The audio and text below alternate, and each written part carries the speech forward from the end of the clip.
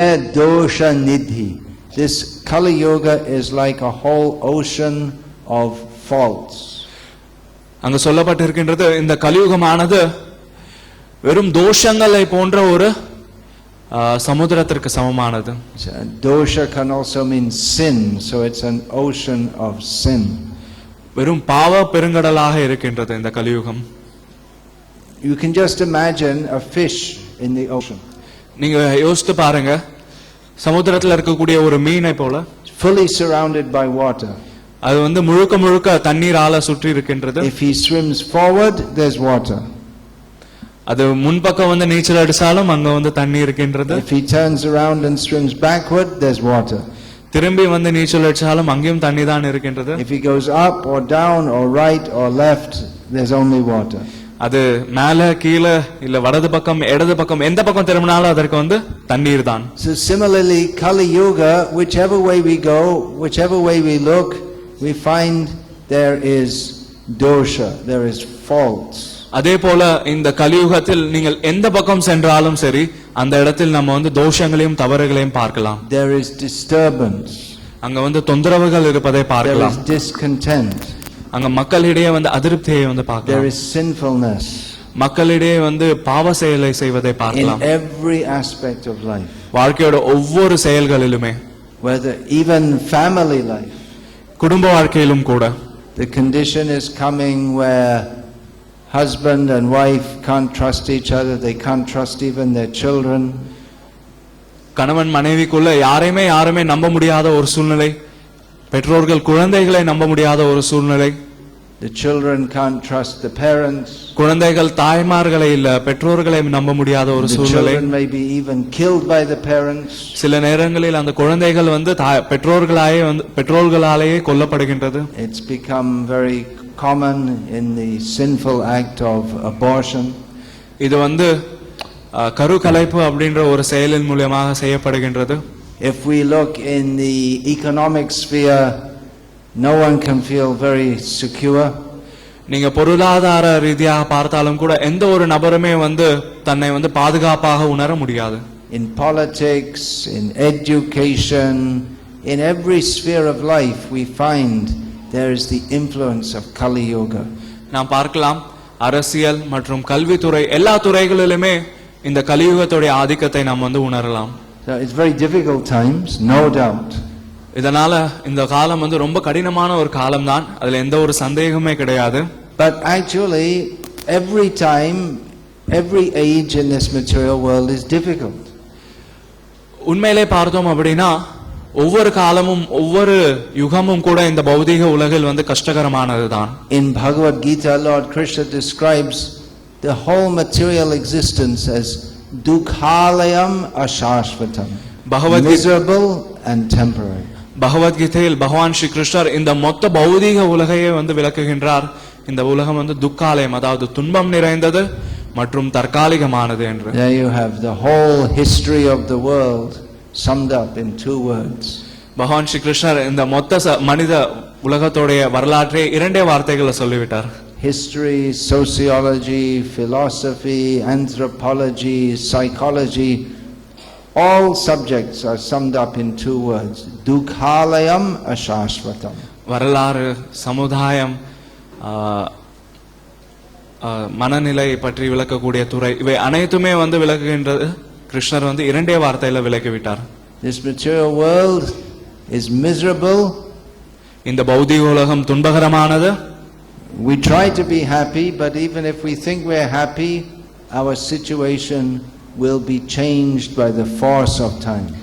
நாம் வந்து இந்த உலகத்தில் சந்தோஷமாக இருக்க முயற்சி செய்கிறோம், சில நேரத்தில் சந்தோஷமாக இருக்கின்றோம், ஆனால் காலத்தின் கட்டாயம் அந்த நிலையை மாற்றி விடுகின்றது. Now these words were spoken by Krishna in Bhagavad-gita. இந்த 2 வார்த்தைகள் பகவான் ஸ்ரீ கிருஷ்ணரால பகவத்கீதையில் பேசப்படுகின்றது. And in Bhagavad-gita, Krishna addressed a particular problem of Arjuna.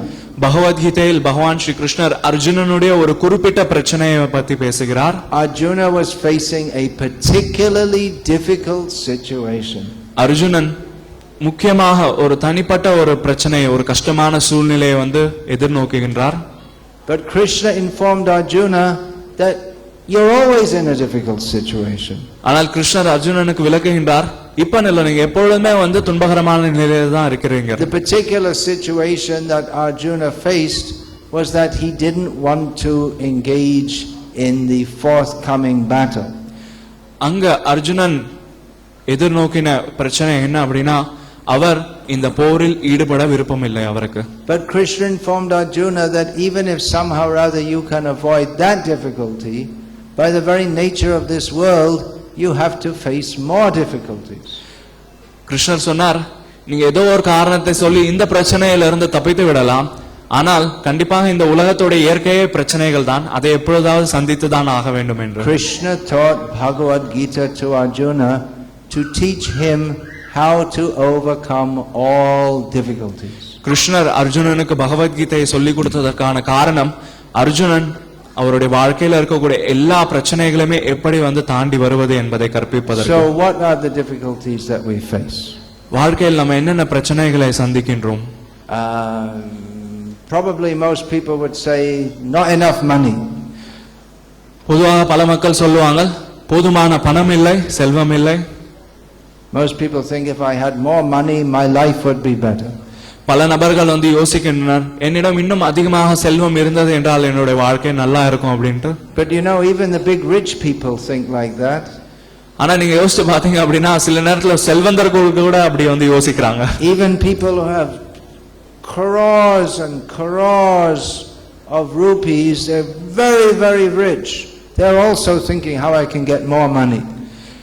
பல்லாயிரக்கணக்கான கோடிக்கு சொந்தமான மிகப்பெரிய கோடீஸ்வரர் கூட தன்னுடைய வாழ்க்கையில என்ன நினைச்சிட்டு இருக்காரு அப்படின்னா, எப்படி நான் வந்து இன்னும் அதிகமா பணத்தை வந்து சேர்க்கலாம் அப்படின்ட்டு. And although not having enough money can be a cause of much misery, having lots of money can also be a cause of misery. உண்மையில் பணம் இல்லாதது ஒரு பிரச்சனையாக இருந்தாலும் கூட சில நேரங்களில் அதிகமாக பணம் இருப்பது கூட நமக்கு வந்து ஒரு பிரச்சனை தான். So people may think, well, I want to be more healthy. சில நேரத்துல மக்கள் நினைப்பாங்க, நான் இன்னும் ஆரோக்கியமா இருக்கணும் அப்படின்ட்டு. Ultimately what we want is to be happy, is it not? இறுதியாக சொல்லணும் அப்படின்னா நம்ம என்ன விருப்பப்படுறோம் அப்படின்னா, நாம் அனைவருமே சந்தோஷமாக இருக்கணும் அப்படின்னு விருப்பப்படுறோம் இல்லையா? Everything that not only humans but every living being does is to make us happy.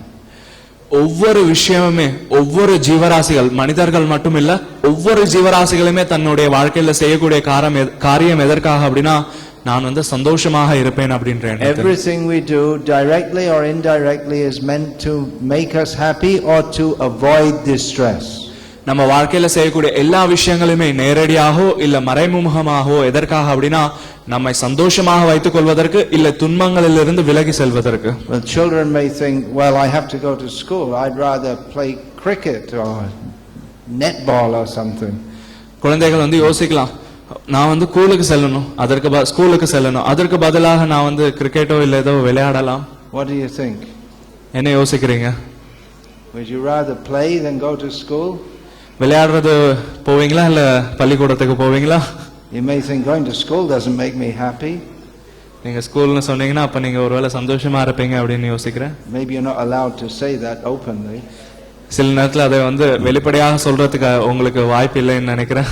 But the idea is that by going to school you'll be educationally qualified and then you can be more happy in future. இங்க இருக்கக்கூடிய விஷயம் என்ன அப்படின்னா, நம்ம பள்ளிக்கூடத்துக்கு செல்வதன் மூலமாக நம்ம வந்து படிப்புல பட்டம் வாங்கின்றோம், அதன் பயன்படுத்தி நம்மளுடைய வாழ்க்கையோட எதிர்காலத்துல வந்து சந்தோஷமாக இருக்கலாம் அப்படின்ற எண்ணம். So although it doesn't bring you immediate happiness, the idea is that you will have a better, more happy future. இப்போ உடனடியாக அது வந்து சந்தோஷத்தை கொடுக்கவில்லை என்றாலும் கூட எதிர்காலத்தில் அது நமக்கு சந்தோஷத்தை கொடுக்கக்கூடியது. Of course, there is a major problem with this proposition of being happy in the material world.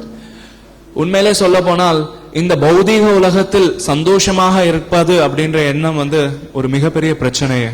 The problem is that the very nature of this world is that it's full of misery. அந்த பிரச்சனை என்ன அப்படின்னா, இந்த பௌதீக உலகத்தோட இயற்கையே இது வந்து துன்பம் நிறைந்தது. We have to suffer. துன்பம் நிறைந்த இடத்துல நாம் வந்து துன்பப்பட வேண்டும். I'm seeing all these nice young boys and girls, they look very fresh and healthy. நான் இங்க பார்க்கின்றேன், இங்க இருக்கக்கூடிய இளைஞர்கள், சிறுமிகள், இவர்கள் அனைவருமே வந்து ரொம்ப ஆரோக்கியமாக உற்சாகமாக இருக்கின்றனர். But in course of time, their bodies will have to get old and diseased and die like everyone else. ஆனால் காலப்போக்கில் அனைவரையும் போல அவர்களுடைய உடலும் வந்து வயதாகும், நோய்க்கு உட்படுவார்கள், மரணத்தை அடைவார்கள். So the difficulties that we face not only in these particularly difficult times, but at all times are repeated birth and death. இந்த கடினமான சூழ்நிலையில் மட்டுமில்ல, எல்லா சூழ்நிலைகளிலுமே நாம் சந்திக்கக்கூடிய உண்மையான பிரச்சனை என்ன அப்படின்னா பிறப்பு இறப்பு அப்படின்ற இந்த சுழற்சி. And a really intelligent person tries to find out a solution to the problem of punarapi jananam punarapi maranam, repeated birth and death.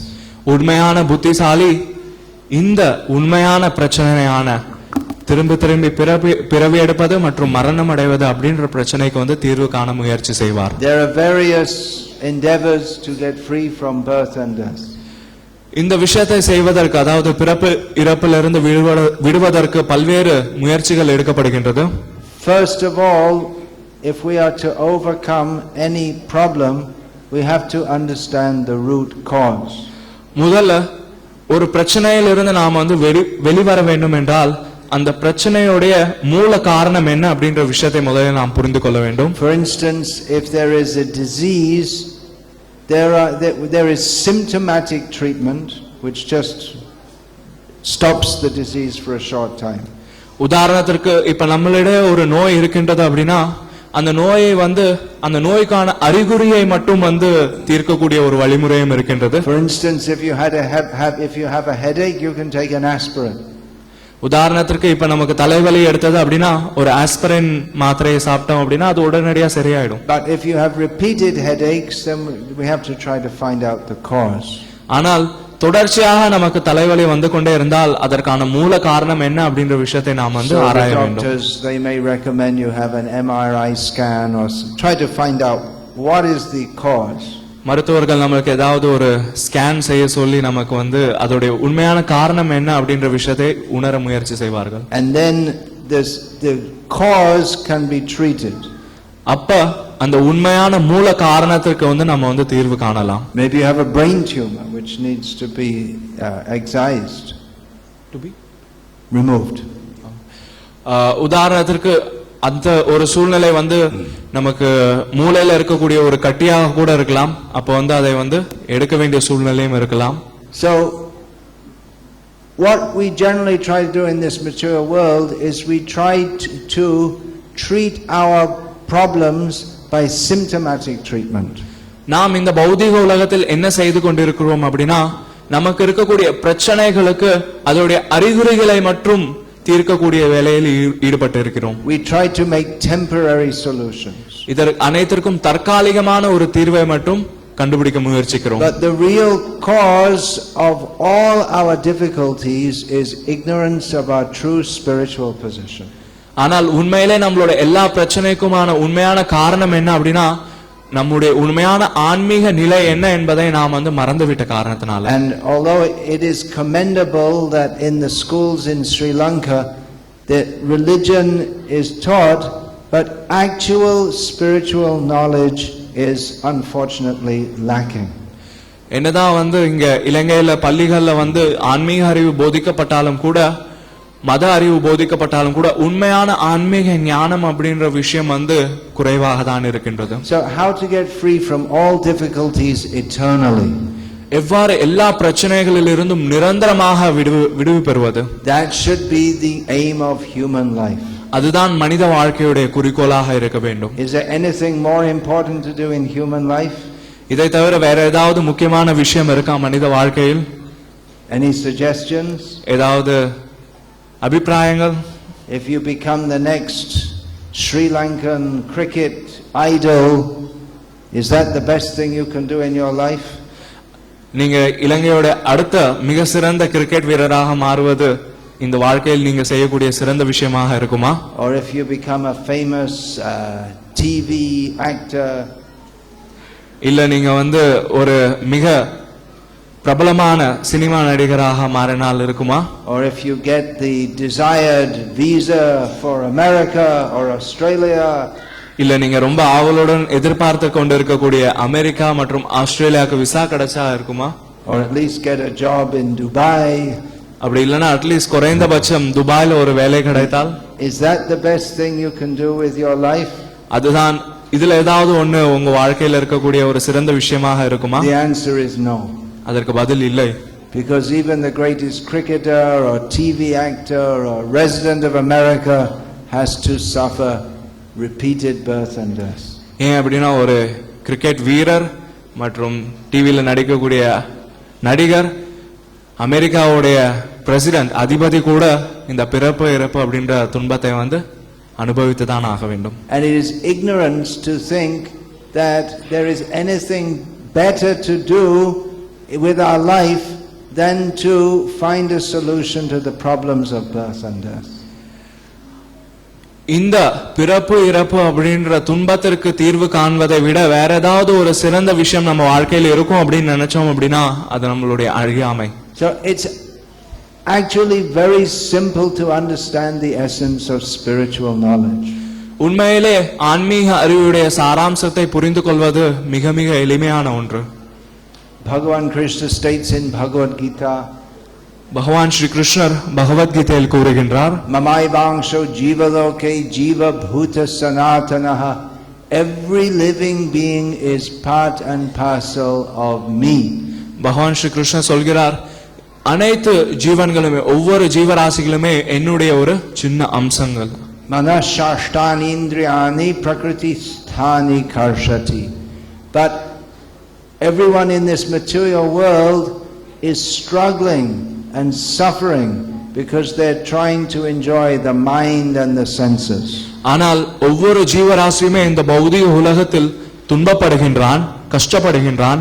ஏனென்றால் அவன் தன்னுடைய மனம் மற்றும் புலன்களின் மூலமாக அனுபவிக்க முயற்சி செய்கின்றான்.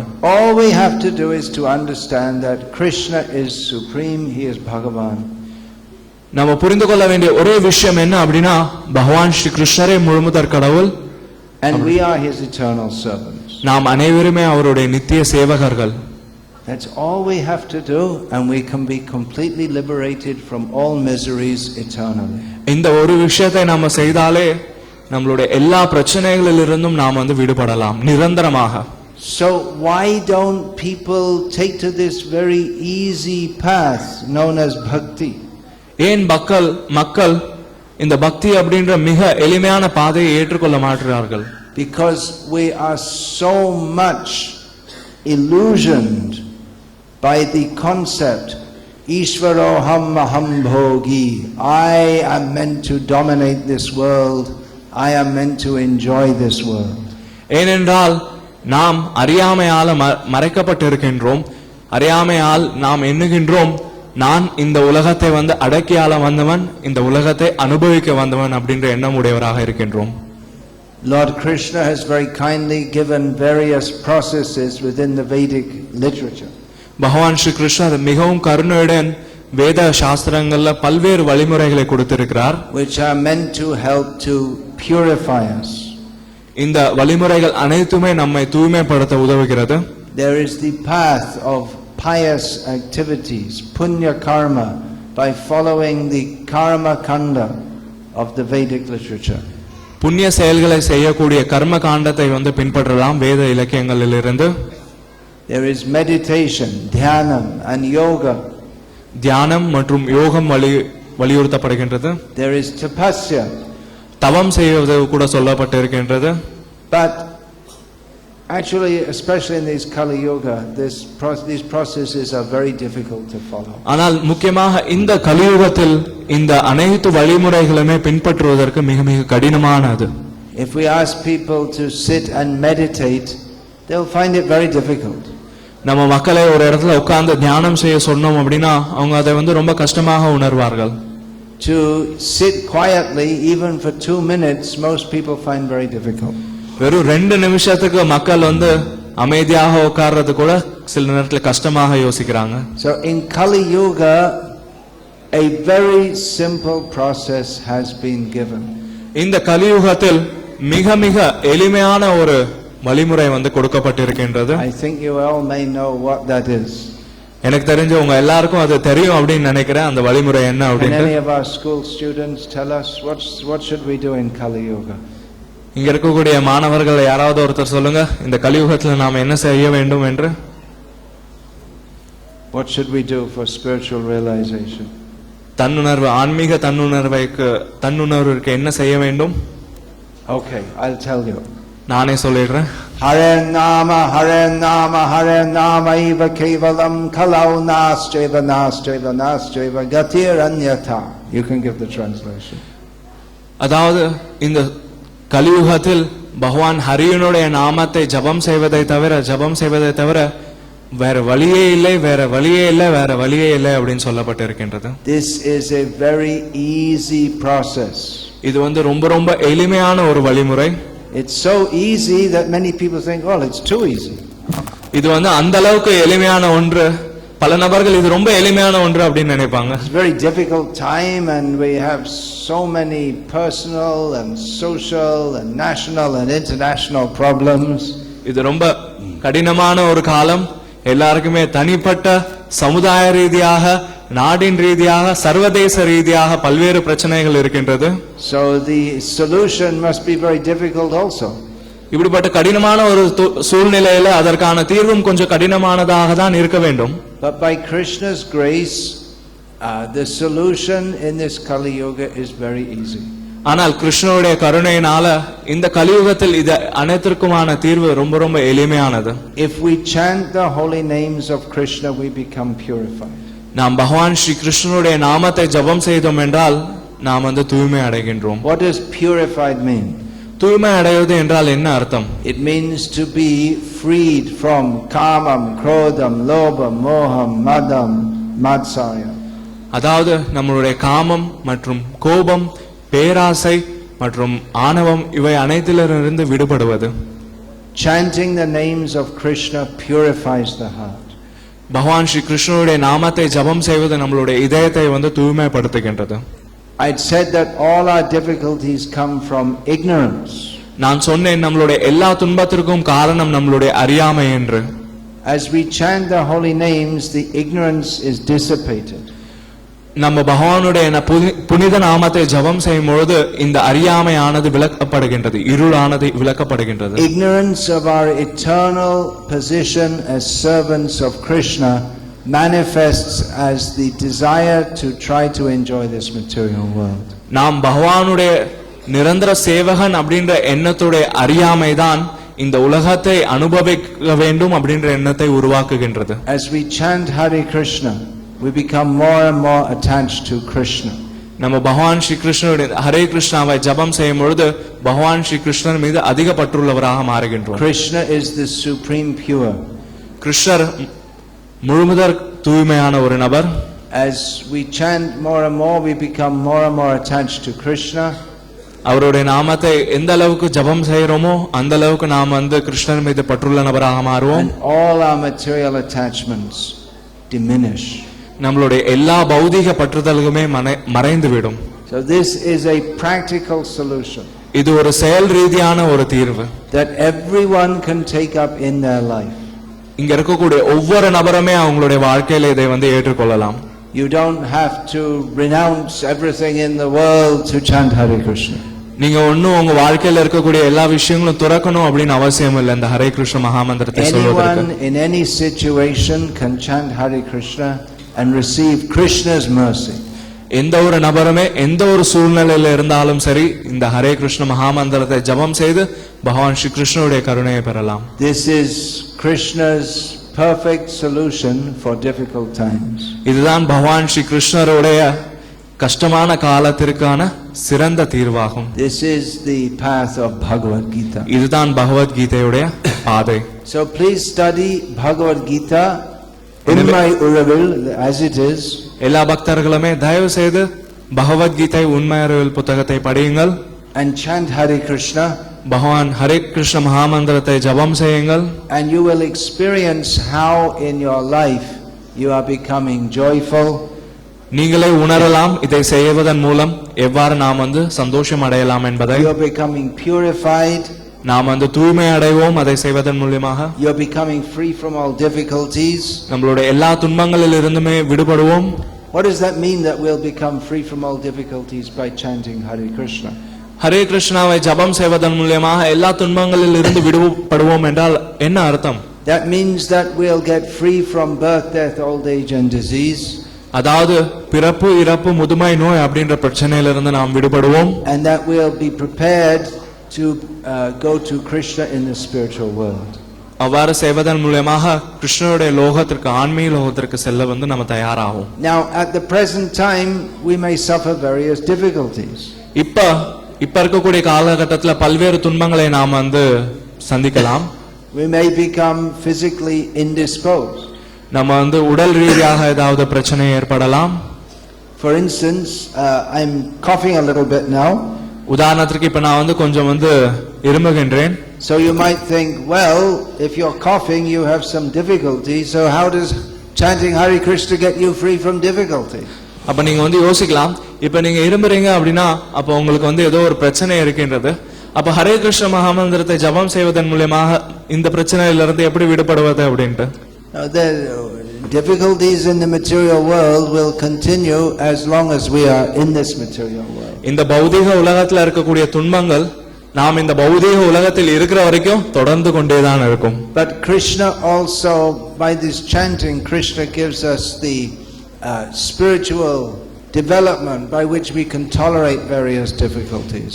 இந்த நாமத்தை ஜபம் செய்வதன் மூலமாக இந்த துன்பங்களை தாங்கிக் கொள்ளக்கூடிய அந்த ஆன்மீக சக்தியை கிருஷ்ணர் வந்து கொடுப்பார், பொறுத்து கொள்ளக்கூடிய. And understand that various difficulties, they are to educate us, to help us to understand that we are not meant to remain in this horrible material world. அது மட்டுமல்லாமல் இந்த துன்பங்கள் அனைத்துமே நமக்கு வந்து கற்பிப்பதற்காக என்ன விஷயத்தை அப்படின்னா, இந்த பௌதிக உலகம், இந்த துன்பகரமான மோசமான பௌதிக உலகம் நம்மளுடைய உண்மையான இடம் இல்லை அப்படின்ற விஷயம். Now obviously this is a very big topic. உண்மையில சொல்ல போனோம் அப்படின்னா இது ரொம்ப பரவலான ஒரு ரொம்ப பெரிய ஒரு விஷயம். In Bhagavad-gita Lord Krishna states, in Bhagavad-gitaல பகவான் ஸ்ரீ கிருஷ்ணர் கூறுகின்றார், bahunam janmanam ante jnanavang mang prapadyate. பற்பல பிறவிகளுக்கு பிறகு ஏதோ ஒரு ஞானவான். So we can't expect that everyone can understand everything about this after a few minutes lecture. நாம் வந்து எதிர்பார்க்க முடியாது எல்லாருமே இந்த ஒரு சிறிய ஒரு உரைக்கு பின்னாடி பகவத்கீதையோட எல்லா விஷயங்களுமே புரிந்து கொள்வார்கள் என்று. The founder of ISKCON, International Society for Krishna Consciousness, is His Divine Grace Srila Prabhupada. இந்த அகில உலக கிருஷ்ண பக்தி இயக்கத்துடைய ஸ்தாபக ஆச்சாரியர் ஆசா பக்தி வேதாந்த சுவாமி பிரபுபாதர், who specifically said that this movement is an educational movement. அவர் வந்து முக்கியமாக கூறினார், இந்த இயக்கமானது மக்களுக்கு கற்பிக்கக்கூடிய ஒரு இயக்கம். It is meant to educate people how they can live their life in a way, in the best possible way. இது வந்து மக்களுக்கு இந்த உலகில் எவ்வாறு தங்களுடைய வாழ்க்கையை நல்ல சிறந்த முறையில் வாழ்வது என்பதை கற்பிப்பதற்காக.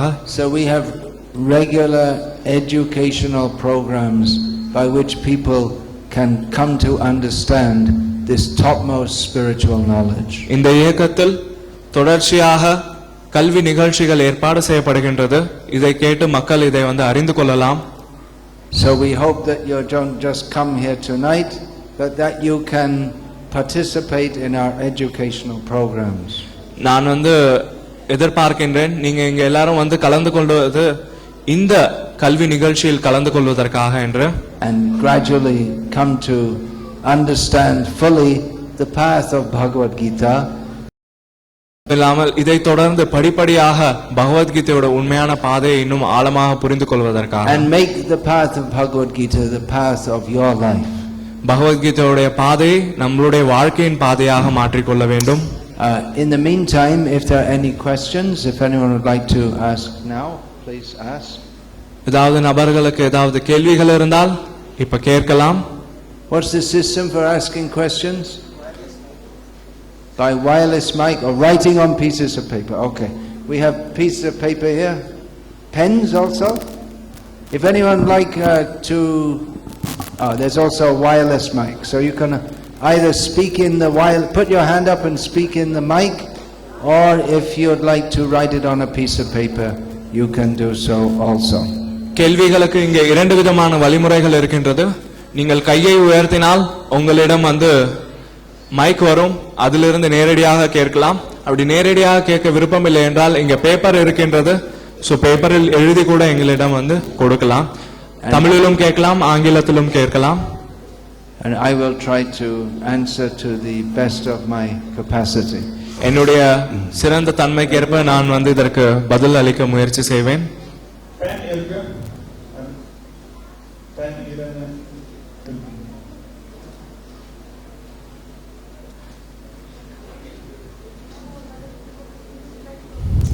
And Vasudev, you can tell me when time's up. I'll just go on now. And you can just, tell me when I should stop this session. But we need some questions to continue. கேள்விகள் அவசியம். There's a question.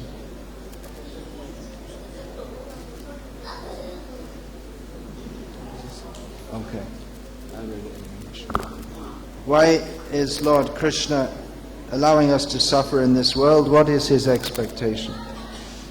கேள்வி என்ன அப்படின்னா, எதனால பகவான் ஸ்ரீ கிருஷ்ணர் நம்ம இங்க துன்பப்படுவதற்கு அனுமதிக்கின்றார்? அவர் நம்மிடமிருந்து எதிர்பார்ப்பது என்ன இதன் மூலமாக? We have chosen to come to this world.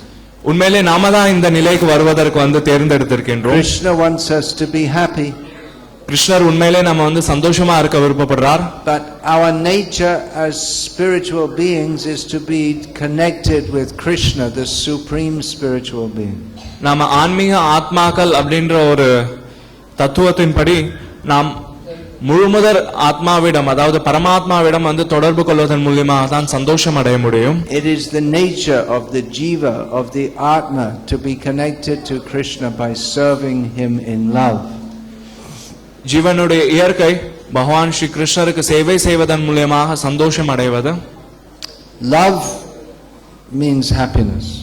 அன்பு அப்படின்னா இல்ல காதல் அப்படின்னா சந்தோஷம். Love means selfless service. காதல் அப்படின்னா சுயநலமற்ற சேவை. The proper object of the central object of love for all living beings is Krishna. எல்லா ஜீவராசிகளுடைய அன்பிற்கான பாத்திரமாக இருப்பது பகவான் ஸ்ரீ கிருஷ்ணர். But love means we have to serve voluntarily. ஆனால் அன்பு இல்ல காதல் அப்படின்னா நாமே முன் வந்து சேவையை வந்து செய்ய வேண்டும். It cannot be forced. அது நம்ம மேல வந்து திணிக்கப்பட்ட ஒரு விஷயமாக இருக்க கூடாது. If I bring a gun to your head and say love me, you'll say yes, I love you, but it's not real love, it's out of fear. நான் இப்ப உதாரணத்துக்கு ஒரு துப்பாக்கியை உங்க தலைக்கு நேரா கொண்டு வந்து என்ன வந்து காதலிங்க அப்படின்னு சொன்னா நீங்க சொல்லுவீங்க, கண்டிப்பா உங்களை நான் காதலிக்கிறேன் அப்படின்ட்டு. ஆனா இது ஒண்ணும் வந்து நீங்களே சொன்ன ஒரு விஷயம் இல்ல, பயத்தினால வந்த விஷயம். So when one person serves another, simply being attracted by the qualities of that person, voluntarily, selflessly, it's a very pleasing exchange. எப்போ ஒரு நபர் இன்னொரு நபருடைய குணங்களால கவரப்பட்டு எந்த ஒரு சுயநலமுமின்றி தொடர்ச்சியாக தானே முன் வந்து சேவையை செய்கிறாரோ அதுவே வந்து உண்மையான அன்பு. Krishna gives us the choice to serve him or not to serve him. Krishnan நமக்கு வந்து வாய்ப்பை கொடுக்கின்றார், அவருக்கு சேவை செய்யலாம் இல்ல செய்யாமலும் இருக்கலாம். Those souls who choose not to serve Krishna come to this material world. எந்த ஜீவன்கள் எல்லாம் கிருஷ்ணருக்கு சேவை செய்ய மறுக்கிறார்களோ அந்த ஜீவன்கள் அனைவருமே இங்க வருகிறார்கள். And that spirit of service to Krishna becomes transformed into the spirit, let me enjoy, I should enjoy. பகவானுக்கு சேவை செய்யணும் அப்படின்ற உணர்வானது இந்த பௌதிக உலகத்திற்கு வரும்பொழுது நான் வந்து அனுபவிக்க வேண்டும் அப்படின்ற எண்ணமாக மாறுகின்றது. Therefore we have a whole material world full of living beings who are all competing with each other, all trying to make themselves the center. அதனாலதான் இந்த பௌதிக உலகத்துல பார்க்கலாம், எல்லா நபர்களுமே இறுதியில என்ன எதற்காக முயற்சி பண்றாங்க அப்படின்னா எல்லா நபர்களுடைய சேவையை அனுபவிக்கக்கூடிய ஒரு முக்கிய நபராக நான் மாற வேண்டும் அப்படின்னு. Just as the spiritual world, the mood is one of love for Krishna. எப்படி ஆன்மீக உலகத்தில் மக்களுடைய அங்க இருக்கக்கூடிய ஜீவன்களுடைய எண்ணமானது பகவான் ஸ்ரீ கிருஷ்ணருக்கு சேவை செய்வதோ, but in the material world the whole atmosphere is one of envy of everyone else. ஆனால் இந்த பௌதிக உலகத்தில் மக்களுடைய எண்ணம் எல்லாமே வந்து மற்றவர்களுக்கு மீது பொறாமையால இருக்கின்றது. Therefore we commit violence and sinful activities toward others. அதனாலதான் நம்ம மற்ற நபர்களுக்கு எதிராக வந்து பாவ காரியங்களை வந்து செய்கின்றோம். So in this way we create suffering for ourselves and for others. இந்த விதத்தில் நாம் நமக்கும் மற்றவர்களுக்கும் துன்பத்தை ஏற்படுத்தி விடுகின்றோம். Krishna wants us to be happy, which is why he comes to this world and tells us, come back to me. கிருஷ்ணர் உண்மையிலே நாம் சந்தோஷமாக இருக்கணும்னு நினைக்கிறார். அதனாலதான் அவர் இந்த உலகத்திற்கு வந்து நம்மளுக்கு வந்து உபதேசம் செய்யறார். தயவு செஞ்சு என்னுடைய உலகத்துக்கு வந்து திரும்பி வந்துருங்க. It is our choice to accept his instruction or ignore it. இது நம்மளுடைய விருப்பம் தான். இதை ஏற்றுக்கொள்ளலாம் இல்லை மறுத்து விடலாம். We ourselves make our own suffering. Krishna doesn't make it. நாமே நம்மளுடைய எல்லா துன்பத்திற்கும் காரணமாக மாறுகின்றோம். கிருஷ்ணர் கிடையாது. He gives us the opportunity to be happy by serving him, or allows us, if we don't want to serve him, to try to be happy in this material world. கிருஷ்ணர் இந்த பௌதிக உலகத்தில் அவருக்கு சேவை செய்து சந்தோஷமாக இருக்கிறதுக்கான வாய்ப்பையும் கொடுக்கிறார். இல்ல அவருக்கு சேவை செய்யாமல் இதே உலகத்தில் இருப்பதற்கான வாய்ப்பையும் கொடுக்கின்றார். Okay. So we have so many questions. சில விடயங்களை ஆரம்பிக்க முன்பு உள்ள what is this?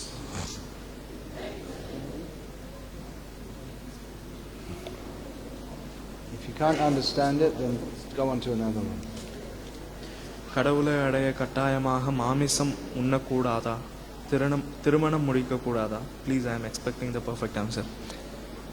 He is asking that for read it in the mic also. கடவுளை அடைய கட்டாயமாக மாமிசம் உண்ணக்கூடாதா? திருமணம் முடிக்க கூடாதா? Please, I am expecting the perfect answer. He is asking that for attaining. Yeah, read it say it in the mic also. So English also. Yeah, in English also. For attaining God, is it necessary to be a vegetarian? And should we be a celibate? To attain God, who is completely pure, we have to be completely pure. கடவுளை அடைய வேண்டும் என்றால் கடவுள் மிக மிக தூய்மையானவர். அவரை அடைய வேண்டும் என்றால் நாமும் தூய்மையானவராக இருக்க வேண்டும். Generally, eating meat involves violence toward other living beings. மாமிசம் உண்ணுதல் அப்படின்ற விஷயம் மற்ற ஜீவராசிகளுக்கு மீது நம்ம ஏற்படுத்தக்கூடிய துன்பமாக இருக்கின்றது. So that will block our purity and our path toward attaining God. அந்த விஷயமானது நம்ம கடவுளை அடைவதற்கு இருக்கக்கூடிய அந்த வழியை வந்து தடை செய்யறதாக இருக்கும். So in general, eating meat is not recommended for one who wants to know God. பொதுவாக பகவானை உணரும் வேண்டும் அப்படின்னு எண்ணக்கூடிய நபருக்கு மாமிசம் உண்ணுதல் அப்படின்றது தடை செய்யப்படுகின்றது. Similarly, celibacy, there's a similar question about celibacy. அதே போல பிரம்மச்சாரியம், one can be married and also be a great saintly person. ஒரு நபர் திருமணம் செய்த பிறகு கூட ஒரு மிகப்பெரிய ஒரு புனித நபராக இருக்கலாம். But as long as we have the attitude, let me enjoy and exploit this material world, that will block our path to loving God. ஆனால் எதுவரைக்கும் நான் இந்த உலகத்தை அனுபவிக்க வேண்டும் இல்ல சுரண்ட வேண்டும் அப்படின்ற எண்ணம் நம்மளிடம் இருக்கின்றதோ அது வரைக்கும் நம்ம வந்து பகவானை அடையக்கூடிய நிலையை வந்து அடைய முடியாது. If we really want to love God, at some point we have to choose between whether I really want to love God or whether I want to enjoy this material world. நம்ம உண்மையிலே கடவுள் மீது அன்பு செலுத்த வேண்டும் என்றால் ஒரு சூழ்நிலையில் நாம் வந்து முடிவெடுத்தே ஆக வேண்டும். நான் உண்மையிலே கடவுள் மீது அன்பு செலுத்த போகின்றேனா இந்த பௌதிக உலகத்தை அனுபவிக்க போகின்றேனா?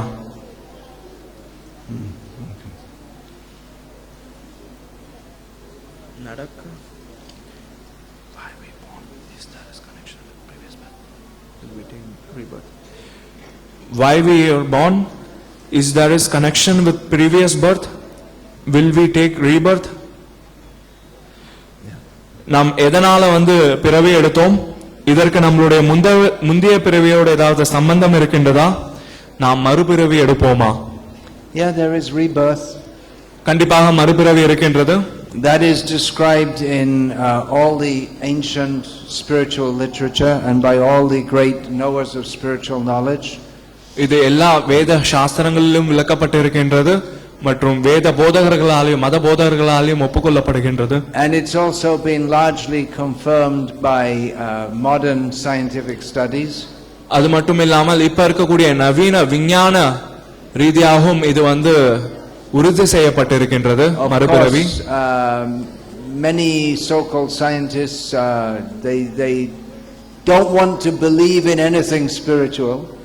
பல பெயரளவான விஞ்ஞானிகள் எந்த ஒரு ஆன்மீகமயமான விஷயத்தையுமே நம்புவதற்கு தயாராக இல்லை. And so they ignore studies that prove reincarnation to be a fact. அதனால அவங்க இத்தகைய ஆன்மீக விஷயங்களை வந்து மறுத்து விடுகிறார்கள் இல்ல மறைத்து விடுகிறார்கள். But actually repeated birth and death is a fact. ஆனால் உண்மையில் மறுபிறவி மற்றும் பிறவி எடுப்பது அப்படின்றது உண்மை. We are born in different situations due to what we do in previous lives.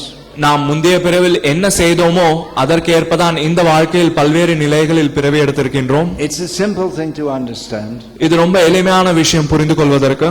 Just like in physics we learn that for every action there is an equal and opposite reaction. உதாரணத்துக்கு நாம் வந்து அறிவியலில் வந்து படிக்கின்றோம் ஒவ்வொரு செயலுக்குமே அதற்கு நிகரான எதிர் செயல் இருக்கின்றது என்று. So similarly, every pious act that we do we get a good result, and every sinful act we do we get a bad result. அதேபோல ஒவ்வொரு புண்ணிய செயலுக்கும் நமக்கு ஒரு புண்ணிய பலன் கிடைக்கின்றது, ஒவ்வொரு பாவ செயலுக்கும் நமக்கு பாவ தண்டனை கிடைக்கின்றது. And accordingly we get various kind of bodies. அதற்கேற்ப நாம் அனைவருக்கும் பல்வேறு விதமான உடல் இருக்கின்றது. That is a question. So what's the whole question? Did I finish answering that question? Hare Krishna. Yeah, someone's asking a question.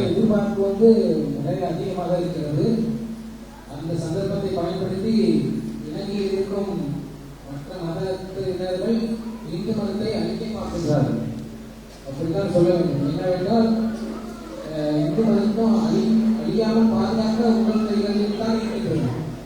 என்னவென்றால் மற்ற மதங்கள் வந்து இந்துக்களையும் சிங்கள பௌத்த மதத்தவர்களையும் மதமாற்றம் செய்கின்றார்கள். அதை இந்த இலங்கையில் உள்ள இந்து கலாச்சாரம் கூட பார்ப்பதில்லை. மற்றும் இலங்கையில் உள்ள இந்து மதம் அழிந்து போவதை யாரும் காண்பிப்பதே இல்லை. பணம் படைத்தவர்கள் ஏன் பணங்களை வைத்துக் கொண்டு ஏழை மக்களுக்கு உதவி செய்கிறார்கள் இல்லை என்னவென்று தெரியவில்லை. அதுக்கு எங்களுடைய கேள்விக்கு பதில் சொல்ல வேண்டும். Okay, first just tell the children to be quiet for a few more minutes. This talk will be over in a few minutes and then there'll be a nice drama which they can enjoy. தயவு செய்து எல்லா குழந்தைகளும் வந்து பேசாமல் அமைதியாக இருங்க. இன்னும் கொஞ்ச நேரத்துல உபன்யாசம் முடிந்துவிடும். அதற்கு பிறகு நாம் அனைவரும் ஆவலுடன் எதிர்பார்த்து கொண்டிருக்கக்கூடிய யார் முட்டாள் அப்படின்ற நாடகம் இங்க வந்து நடத்தப்படும். Okay, so what's the question? Is asking about conversion between religions, Guru Maharaj. What is your say in the mic also. It's asking about conversion between religions. அவர் வந்து மதங்களுக்கு இடையே உள்ள மத மாற்றத்தின் பற்றி விசாரிக்கின்றார். Yeah, okay. So what does he say? Say in the mic. What you have to say in English in the mic. What's the question? The question is that he is asking about the conversion between religions. What is your opinion? How to stop it? Well, conversion from one level of ignorance to another level of ignorance is not very meaningful. அதாவது ஒவ்வொரு ஒரு அறியாமை அப்படின்ற ஒரு நிலையிலிருந்து வேறொரு அறியாமை நிலைக்கு மாறுவது வந்து அர்த்தம் இல்லாத ஒன்று. Someone says I'm a Hindu. சில நபர்கள் சொல்கிறார்கள் நான் ஹிந்து என்று. The next day they may say I'm a Christian or I'm a Muslim. இன்னொருத்தர் வந்து சொல்கிறார் நான் வந்து கிறிஸ்துவன் இல்ல இஸ்லாமியன் என்று. But in all these situations no one has clear knowledge of who we actually are, who is God and what is our relationship. ஆனால் இந்த எல்லா நிலைகளிலுமே மக்கள் வந்து நான் யார் இல்ல கடவுள் யார் அப்படின்ற தத்துவத்தை வந்து ஆழமாக புரிந்த நபர்களால இல்லை. So instead of being concerned about conversions, we should be concerned about educating people about their true spiritual position. மத மாற்றத்தை பத்தி நம்ம வந்து யோசிக்காமல் நாம் மக்களுக்கு அவங்களுடைய உண்மையான ஆன்மீக நிலை என்ன அப்படின்றதை பத்தி கற்பிக்கிறதுக்கு நம்ம வந்து யோசிக்கணும். What is a Hindu? ஒரு ஹிந்துனா என்ன? Very difficult to say. ரொம்ப கஷ்டம் சொல்றதுக்கு இந்த கேள்விக்கு பதில். Hinduism, there are so many beliefs. Hindu மதத்தில் பல்வேறு பிரிவுகள் இருக்கின்றது. But basically we could say that the best Hindu is one who knows the teachings of Bhagavad-gita and follows them. How about that for a good definition? அடிப்படையாக வந்து சொல்லணும் அப்படின்னா ஒரு நல்ல ஹிந்து அப்படின்றவர் யார் ஒருவர் வந்து பகவத்கீதையோட போதனைகளை வந்து உணர்ந்து அதை பின்பற்றுகிறாரோ அவர்தான். So we have to teach people the teachings of Bhagavad-gita and how to follow them. Otherwise there's no meaning to say I'm a Hindu. நாம் வந்து பகவத்கீதையோட போதனைகள் என்ன அப்படின்ற விஷயத்தை மக்களுக்கு போதிக்க வேண்டும், அதை பின்பற்ற வந்து அவர்களுக்கு ஊக்கமளிக்க வேண்டும். அப்படி செய்யவில்லை என்றால் அப்ப நம்ம ஹிந்து அப்படின்னு சொல்லிக்கிறதுல என்ன அர்த்தம்? Now what does Islam mean? இப்ப வந்து இஸ்லாம் இல்ல அப்படின்னா என்ன அர்த்தம்? Islam means surrender to God. இஸ்லாம் அப்படின்னா வந்து கடவுளிடம் சரணடை. So if we actually understand the teachings of Bhagavad-gita, we'll know who is God and how to surrender to him. Then there's no question of converting to Islam. நாம் பகவத்கீதையோட போதனைகளை படித்தோம் என்றால் நமக்கு கடவுள் யார், அவரிடம் எப்படி சரணடைவது அப்படின்ற விஷயம் நமக்கு தெரியும். அது தெரிந்த பிறகு நாம் ஏன் வந்து மதம் மாற வேண்டும்? And what does Christianity mean? அதே போல கிறிஸ்துவம்னா என்ன? It means to follow Christ. அது வந்து இயேசு கிறிஸ்துவை பின்பற்றுவது. And Christ taught to love God with all your heart. இயேசு கிறிஸ்து என்ன போதித்தார் அப்படின்னா நம்மளுடைய முழு மனதோடு இறைவனுக்கு அன்பு செலுத்த வேண்டும். So Krishna consciousness, the teachings of Bhagavad-gita teaches us to know who is God and how to love him fully. இந்த கிருஷ்ண பக்தி இயக்கமானது பகவத்கீதையின் அடிப்படையில் போதிக்கின்றது கடவுள் யார், அவர் மீது எவ்வாறு அன்பு செலுத்துவது முழுமையாக. So if people are educated in this, they won't think now I have to convert to some Christianity or whatever. இப்ப இந்த விஷயத்தை பத்தி மக்களுக்கு வந்து கற்பிக்கப்பட்டால் அப்ப மக்கள் வந்து இன்னொரு மதத்திற்கு மாறணும் அப்படின்ட்டு யோசிக்க மாட்டாங்க. In fact, one who is a true Christian or a true Muslim, they will appreciate that this Krishna consciousness is genuine religion. ஒரு நபர் உண்மையான கிறிஸ்துவனாகவோ இல்ல இஸ்லாமியனாகவோ இருந்தார் அப்படின்னா அந்த நபர் கண்டிப்பாக இந்த கிருஷ்ண உணர்வு இயக்கத்தை வந்து பாராட்டுவார். இது வந்து ஒரு உண்மையான ஆன்மீக இயக்கம் என்று. So the solution is, first of all, you follow the path of Bhagavad-gita yourself and then you teach it to others. முதல்ல நம்ம வந்து பகவத்கீதையோட போதனைகளை வந்து நம்மளுடைய வாழ்க்கையில பின்பற்ற வேண்டும், மற்றவர்களுக்கு அதை வந்து கற்பிக்க வேண்டும். We have to give people a real spiritual experience. மக்களுக்கு நாம் வந்து உண்மையான ஆன்மீக அனுபவத்தை வந்து கொடுக்க வேண்டும். Everyone is hungry for real spiritual life. எல்லா நபர்களுமே உண்மையான ஆன்மீக வாழ்க்கைக்காக வந்து காத்திருக்கிறார்கள். Simply to say I am a Hindu or I am a Christian doesn't satisfy the heart. வெறுமனே நான் ஹிந்து இல்ல நான் முஸ்லீம் இல்ல கிறிஸ்டியன் அப்படின்னு சொல்றது நம்மளுடைய இதயத்திற்கு வந்து திருப்தியை கொடுக்காது. We have spiritual needs. நமக்கு ஆன்மீக தேவை இருக்கின்றது. Everyone has a deep spiritual need to be in contact with God. எல்லாருக்குமே பகவானோட தொடர்போக இருக்க வேண்டியதற்காக ஒரு ஆன்மீக தேவை இருக்கின்றது. Sometimes we think, well, that's only possible for yogis living in caves. சில நேரத்துல நாம யோசிக்கிறோம் இந்த விஷயம்லாம் வந்து குகையில வாழக்கூடிய யோகிகளுக்கு தான் சாத்தியம் அப்படின்னு. But that this Krishna conscious movement makes this spiritual experience, love of God, available to everyone in every situation.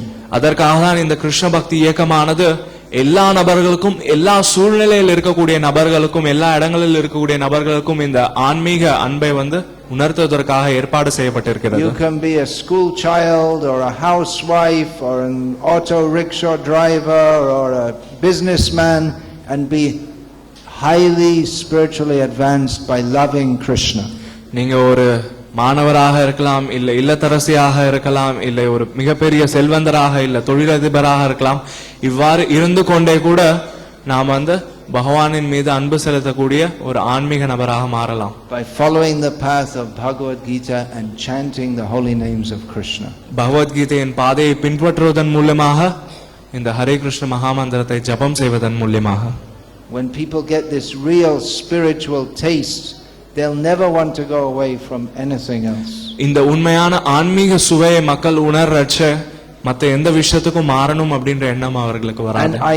And I hope that's why most of you have come here, isn't it? நான் யோசிக்கிறேன் இதற்காக தான் வந்து நீங்க பல்வேறு இந்த நபர்கள் அனைவருமே இங்க வந்திருக்கீங்க அப்படின்ட்டு. I think that most of the participants here tonight, you have enough materially. இங்க இருக்கக்கூடிய பெரும்பாலான நபர்களுக்கு பௌதீகமாக எல்லா விஷயங்களுமே வந்து போதுமான அளவு இருக்கின்றது. None of you are hungry. You have enough food and you have clothing and you have a house to live in. இங்க இருக்கக்கூடிய யாருக்குமே வந்து பசி பட்டினி கிடையாது, யாருக்குமே வந்து துணிக்கு வந்து ஆடைக்கு பிரச்சனை கிடையாது. Is it not? உண்மை இல்லையா? Yeah. So everyone's come here because you have a spiritual need. நாம் எல்லாரும் இங்க வந்திருக்கிறோமே அப்படினா நாம் அனைவருக்குமே ஒரு ஆன்மீக தேவை இருக்கின்றது. Materially you have enough. Spiritually we still have that emptiness. We want to fill our hearts with love of Krishna. பௌதிகமாக எல்லாமே இருக்கின்றது போதுமான அளவு, ஆனா ஆன்மீக ரீதியாக நம்மளுடைய இதயத்தில் கிருஷ்ணர் மீதான அன்பு இன்னும் குறைவாக இருக்கின்றது. Then that's all over. Okay. Yeah, okay. But now there's going okay. So you can announce that they can meet me afterwards. So thank you very much for kindly coming here. ரொம்ப நன்றி நீங்கள் அனைவரும் இங்க வந்ததற்கு. These kind of talks should continue on and on. இத்தகைய நிகழ்ச்சிகள் உபன்யாசங்கள் தொடர்ச்சியாக இருந்து கொண்டே இருக்கணும். Day after day throughout our lives. ஒவ்வொரு நாளும் நம்மளுடைய வாழ்க்கை முழுவதும். But as this program has limited time, I'll have to finish this talk now. இந்த நிகழ்ச்சியில நமக்கு வந்து ஒரு குறிப்பிட்ட நேரம் இருக்கிற கூடிய காரணத்தினால இந்த பேச்சை இப்போ வந்து முடித்துக் கொள்ள வேண்டும். So thank you again for your participation. நீங்கள் அனைவரும் கலந்து கொண்டதற்கு ரொம்ப நன்றி. And we just ask everyone to chant with us again. நாங்கள் உங்களிடம் ஒரு விஷயம் மட்டும் கேட்டுக்கொள்கிறோம், எங்களுடன் சேர்ந்து இந்த நாமத்தை உச்சரியுங்கள். Hare Krishna, Hare Krishna, Hare Krishna, Hare Krishna, Krishna Krishna, Krishna Krishna, Hare Hare, Hare Hare, Hare Rama, Hare Rama, Hare Rama, Hare Rama, Rama Rama, Rama Rama, Hare Hare, Hare Hare, Ramanandri, Hare Krishna.